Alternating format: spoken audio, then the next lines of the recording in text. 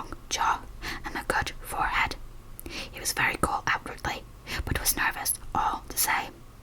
He had evidently been schooling himself as to all sorts of little things, and remembered them. But he almost managed to sit down on his silk hat, which men don't generally do when they are cool. And then, when he wanted to appear at ease, he kept playing with a lancet in a way that made me nearly scream. He spoke to me, Mina, very straightforwardly. He told me how dear I was to him, though he had known me so little, and what his life would be with me to help and cheer him. He was going to tell me how unhappy he would be if I did not care for him, but when he saw me cry, he said that he was a brute and would not add to my present trouble. Then he broke off and asked if I could love him in time, and when I shook my head, his hands trembled, and then, with some hesitation, he asked me if I cared already for anyone else. He put it very nicely, saying that he did not want to wring my confidence from me, but only to know, because if a woman's heart was free, a man might have hope. And then, Mina, I felt a sort of duty to tell him that there was a someone.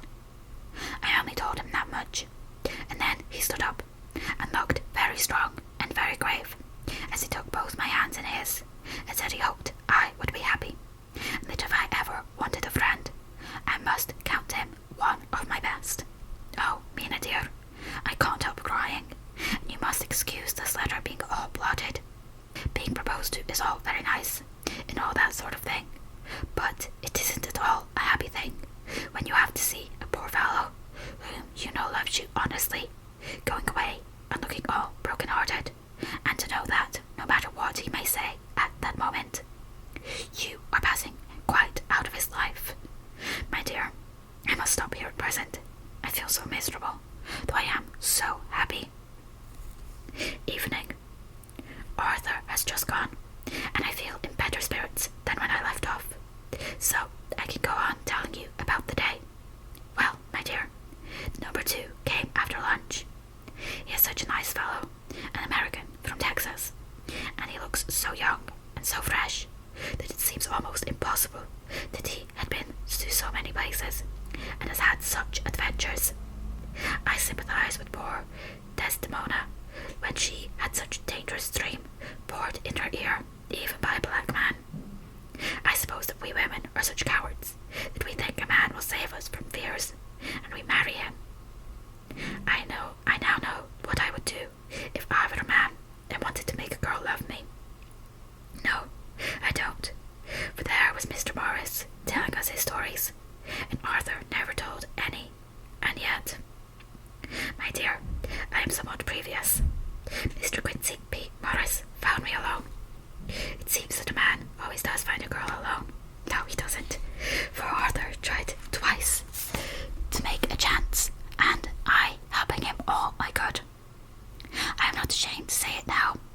I must tell you beforehand that Mr. Morris doesn't always speak slang. That is to say, he never does so to strangers or before them, for he is really well educated and has exquisite manners. But he found out that it amused me to hear him talk American slang, and whenever I was present and there was no one to be shocked, he said such funny things. I'm afraid, my dear, he has to invent it all, for it fits exactly into whatever else he has to say. But this is a way slang has. I do not know it myself if I shall ever speak slang. I do not know if Arthur likes it, as I have never heard him use any as yet. Well, Mr. Morris sat down beside me and looked as happy and jolly as he could, but I could see all the same that he was very nervous. He took my hand in his and said ever so sweetly, Miss Lucy, I know I ain't good enough to regulate the fixins of your little shoes, but I guess if you wait till you find a man that is, you will go join them 7 young women with the lamps when you quit. Won't you just hitch up alongside me and let us go down the long road together, driving in double harness? Well, he did look so good-humoured and so jolly that it didn't seem half so to refuse him, as it did poor Dr. Seward. So I said, as lightly as I could, that I did not know anything of hitching, and that I wasn't broken to harness at all yet. Then he said that he had spoken in a light manner, and he hoped that if he had made a mistake in doing so on so grave, so momentous an occasion for him, I would forgive him. He really did look serious when he was saying it, and I couldn't help feeling a bit serious too. I know, Mina, you will think me a horrid flirt, though I couldn't help feeling a sort of exhalation when he was number 2 in one day. And then, my dear, before I could say a word, he began pouring out a perfect torrent of love-making, laying his very heart and soul at my feet. He looked so earnest over it that I shall never again think that a man must be playful while always and never earnest, because he is merry at times. I suppose he saw something in my face which checked him, for he suddenly stopped, and with a sort of manly fervour that I could have loved him for if I had been free.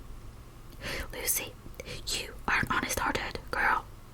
I know I should not be speaking to you as I am now if I did not believe you clean grit right through to the very depths of your soul. Tell me, like one good fellow to another, is there anyone else that you care for?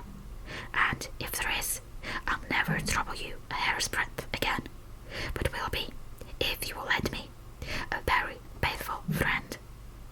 My dear Mina, why are men so noble when we women are so little worthy of them?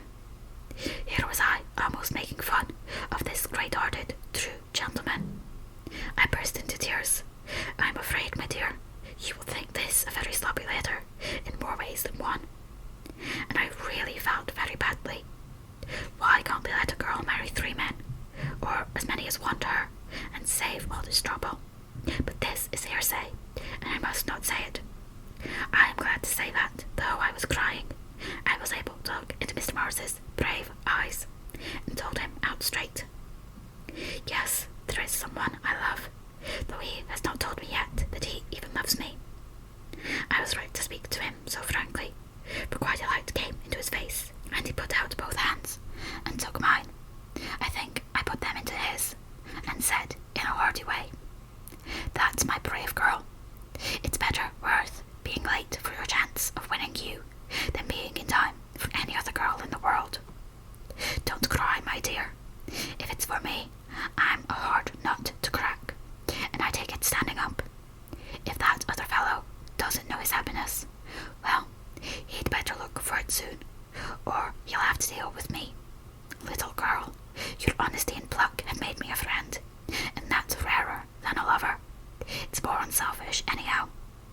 My dear, I'm going to have a pretty lonely walk between this and Kingdom Come. Won't you give me one kiss? It'll be something to keep off the darkness now and then. You can, you know, if you like, for that other good fellow. He must be a good fellow, my dear, and a fine fellow, or you could not love him. Hasn't spoken yet. That quite won me, Mina, for it was brave and sweet of him, and noble too, to a rival, wasn't it? And he so sad. So I leant over and kissed him. He stood up with my 2 hands in his, and as he looked down into my face, I'm afraid I was blushing very much. He said, "Little girl, I hold your hand, and you've kissed me, and if these things don't make us friends, nothing ever will. Thank you for your sweet honesty to me, and goodbye."